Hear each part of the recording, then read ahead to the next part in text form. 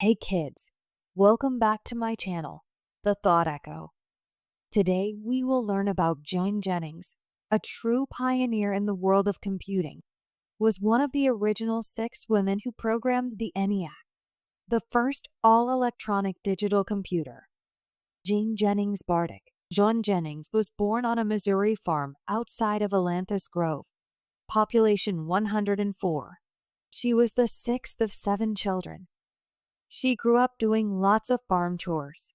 Joan lived in a rural area where most people didn't have much money. But the Jennings family knew what was important: education. Jean's father taught in a one-room schoolhouse. Jean's mother tutored students in algebra and geometry. All the Jennings children went to college.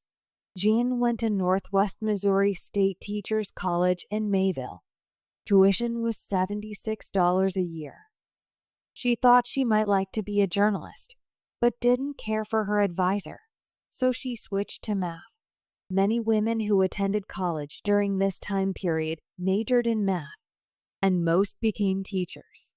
That would probably have been Jean's path as well, except that her calculus teacher showed her a flyer. Wanted women with degrees in mathematics. The University of Pennsylvania was looking for female mathematicians. The women would work as computers, doing a lot of the math that was required at the department. Jean applied and was accepted. She left on a midnight train, arriving 40 hours later in Pennsylvania. She was 20 years old. It was the first time she had ever been out of Missouri. At work, Jean sat in a large room with almost 100 other women. Pads of paper and desktop adding machines with cranks lay on the desks. Their job? Calculating trajectory tables for the Army. Back then, missile accuracy was poor. It depended on many things, including humidity, the curve of the Earth, and geography. All of these things could be accounted for with math, but the equations were complex.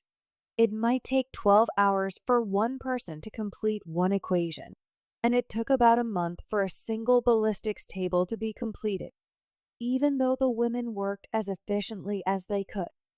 A few months after Joan started her job, a memo came out stating that there were 6 openings to work on a new machine at the University of Pennsylvania's Moore School of Engineering.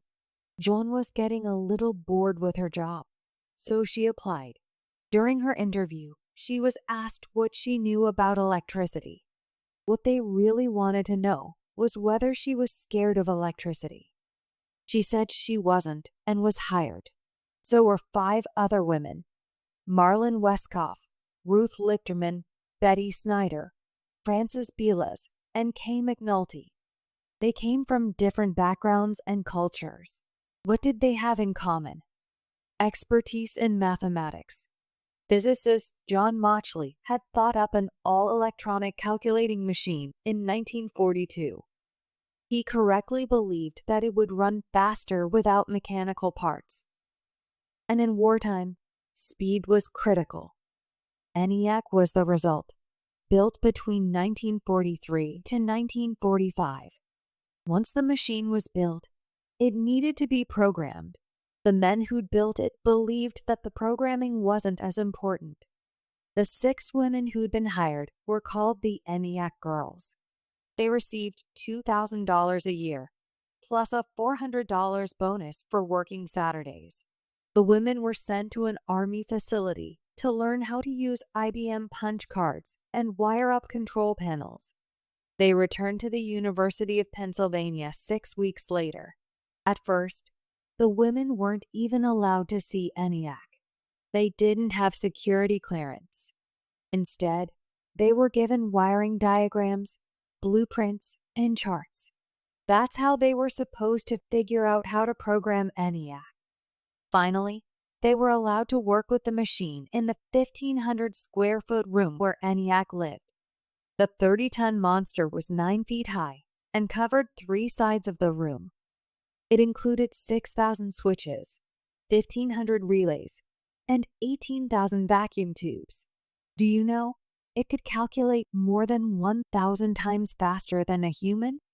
Soon the 6 women knew the machine better than the engineers. The programmers realized that the key to the programming ENIAC and keeping it running was to break big problems into small steps. The 18,000 vacuum tubes that made ENIAC so fast were always burning out.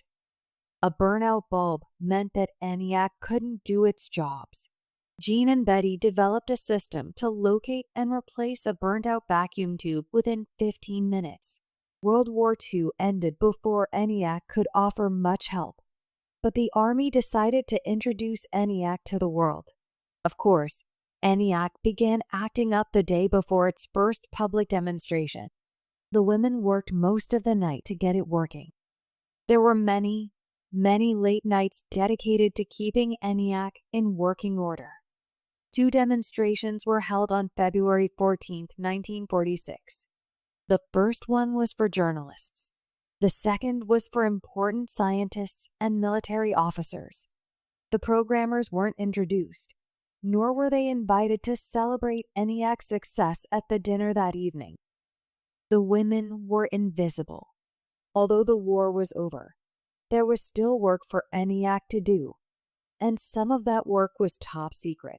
In later years, the women would suspect they had something to do with development of the hydrogen bomb, a very powerful nuclear weapon. ENIAC introduced the modern age of computing. For 5 years, it was the only electronic computer operating in the United States, and it served the Army for 9 years.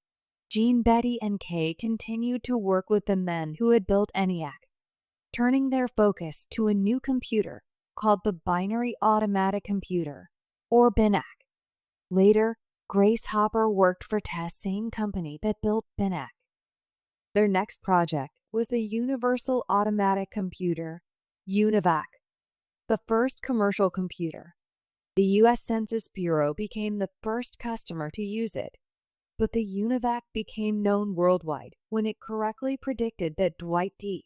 Eisenhower would defeat Adlai Stevenson in the 1952 U.S. presidential election.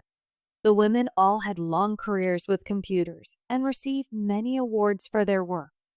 Despite the lack of early recognition, all 6 programmers were inducted into the Women in Technology International Hall of Fame in 1997. Thank you for listening. Remember, every story has something special to teach us, and I can't wait to share more adventures with you. If you liked the story, don't forget to give it a thumbs up and subscribe so you never miss our next tale. Until next time, keep imagining, keep exploring, and always believe in the magic of stories. See you soon.